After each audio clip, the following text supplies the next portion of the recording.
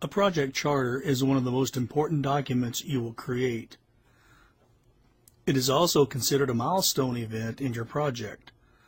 In other words, from this point forward, you now have the authority to proceed with your project.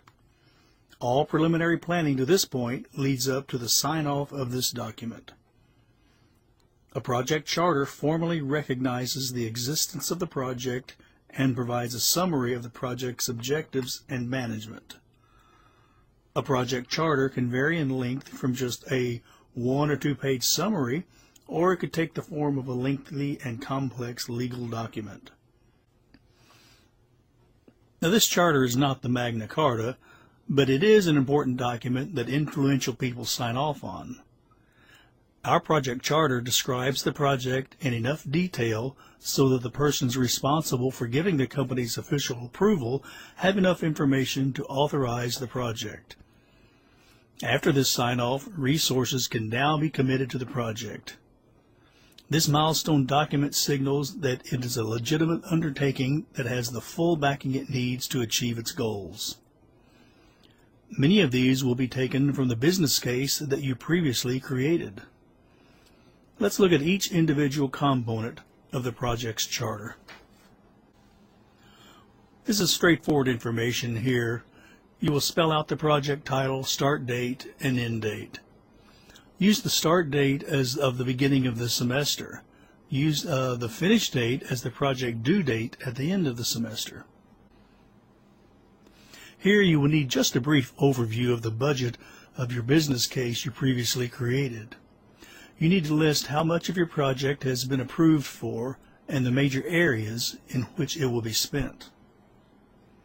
Now, if your objective is to launch a rocket, there are many smaller objectives that must be met in order to get to launch day. But here you're going to explain some of the elements as well as the overall objective. The approach is where you explain the work that will be done on the project. It's an expansion of the objectives. Much of this will be used later in your work breakdown structure. Take a look at the example in our textbook on their approach. Roles and responsibilities. This is the actual sign-off section giving the name and signature of the persons, their role, position, and contact information. The personnel that should be included are the project champion, sponsor, project manager, program manager, and at least one person from the project steering committee. These persons are at a high level in the organization. In the comments section, let's say if you were an astronaut ready to be shot out into outer space, you might have a comment or two about the project. Now, you might agree to the concept of space travel, but you just might have a question or two. So therefore, at times, some of the stakeholders might agree to the project overall, but still have some concerns about a particular aspect of the project. Concerns over the cost, benefits, change of culture, effect on the organization could be asked.